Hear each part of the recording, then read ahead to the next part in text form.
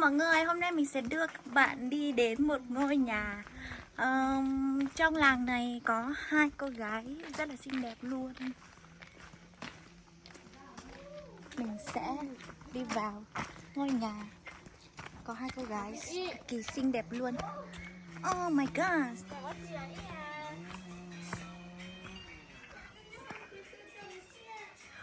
Ui, ở đây mình đã thấy hai cô gái xinh xinh đẹp nhảy TikTok rồi.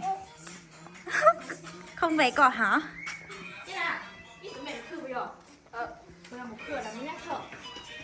이 뭐 mẹ mùi khứ chủ như thế này còn mà ít mẹ nó số chủ này cũng mô lo Em này là một em gái rất là xinh đẹp luôn ở trong làng này nha. Hello, hello em. Không ngại đâu. Đây là em gái xinh đẹp ở trong làng nha. Em chào mọi người đi. Hôm nay hai em ở nhà thôi à? đúng rồi. Em tên là gì đó? Em tên Tiên ạ. Em năm nay bao nhiêu tuổi rồi? Năm nay 15 tuổi tròn, tuổi đủ 15 tuổi. Wow, trẻ quá đi. Em còn đi học không? Có, vẫn học cấp 3.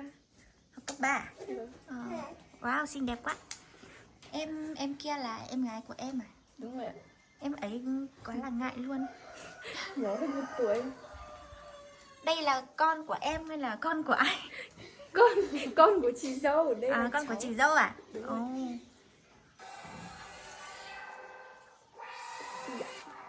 Mẹ ở nhà thôi à? Ủa, em chơi TikTok à? Vâng ạ.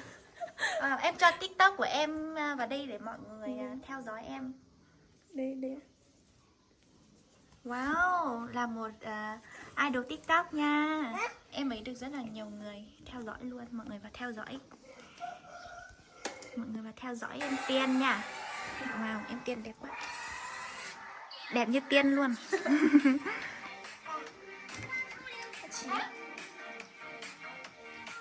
Chị bắt đầu nấu xí hả?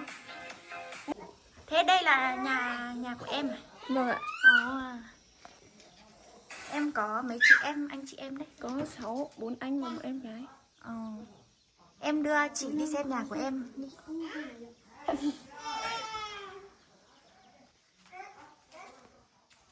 Wow, đây là em gái của em. Con gì đâu rồi ngại. Nhà em làm được bao lâu rồi? Với được không lâu, trước đây cách đây 2 tháng, 3 tháng, 1 tháng gì. Mấy tháng à? Tính ra là mới làm xong trước đây 1 tháng. Thế hôm nay em được nghỉ à? Vâng, cuối tuần được về. Thế em gái của em học lớp mấy rồi? Lớp 9 ạ, nhỏ hơn 1 tuổi. Mỗi năm một đứa. Lớn bằng nhau rồi nè, xinh đẹp quá đi. Hai em biết yêu chưa? Có người yêu chưa? Dạ chưa. Chưa có người yêu. Chưa có người yêu nha mọi người ơi. Em chuẩn bị nấu cơm chưa?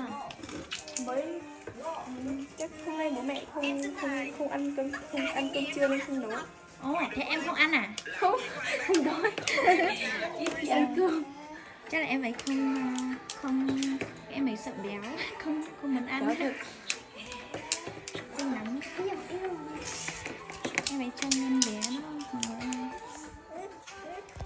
Mình thấy là bạn này xinh nhất làng luôn.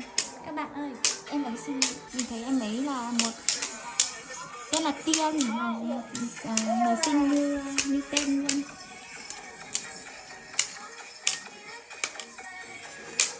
Em có thể nhảy một bài TikTok cho mọi người xem được không? Không được lên mình thôi. Em ngại à?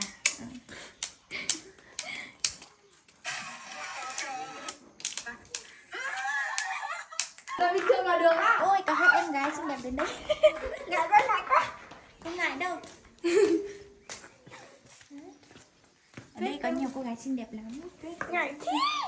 Ngại đâu mà. Xíu chỉnh áp cho. Trắng tinh đẹp đẽ. Ngại quá. Không ngại đâu.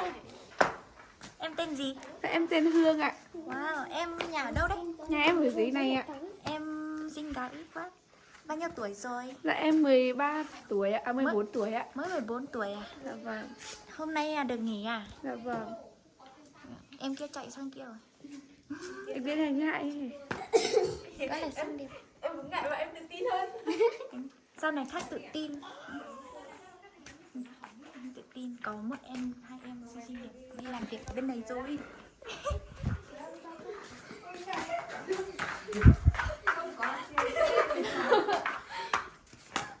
Ai nhắm chân tao? Em tên gì? Bọn mình định đi chơi. Em tên Thúy ạ. Thúy á? Nhà em ở đâu? Nhà em bên đấy. À, dưới kia à? Vâng. Em bao nhiêu tuổi rồi? Em 14 ạ. 14 à? Vâng. Mới toàn 14 tuổi. Toàn 14 nhiều. Ừ. Đây này em lên xinh đẹp đây này. Đây là cháu của em này. Tí nữa có đi chụp ảnh không? Có đi chụp ảnh với em này không? Tí em đi chơi rồi. Tí đi chơi á? Chơi đâu? Hai đứa không có xe mà đang đi chơi. Tao có người đón rồi, tao có người đón rồi. Người yêu đón đi chơi à? Ồ, em này có người yêu rồi.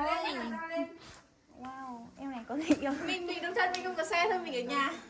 Không có gì sao nữa.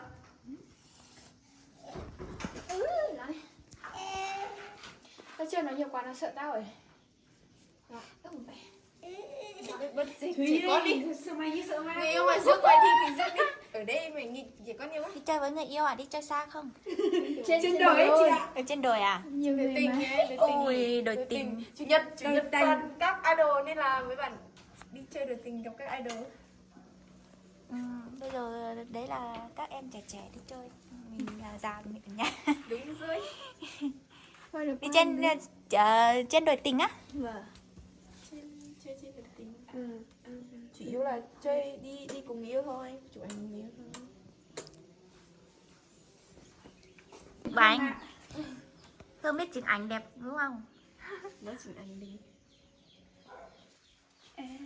Đừng có chỉ là Thúy là cái ghế mũ, con là chỉ đoán mũ. Đoán từ một trọi nào. Thế em cũng đi cùng người yêu á? Không, em không có người yêu chị ạ. Xin thế mà có người yêu. Với con học Đang trong giai đoạn học nên là mấy bạn không thích yêu. Cứ học đi, sau này có người yêu sau. Thế con thấy từ mùa hương. chỉ muốn thì được anh có tổng thuyền của dân đồng nêu mà. Ui rất thật tao khó chịu mùa nào cũng phải cho tiền tốt rồi đấy. Em đi bộ nào em có mũ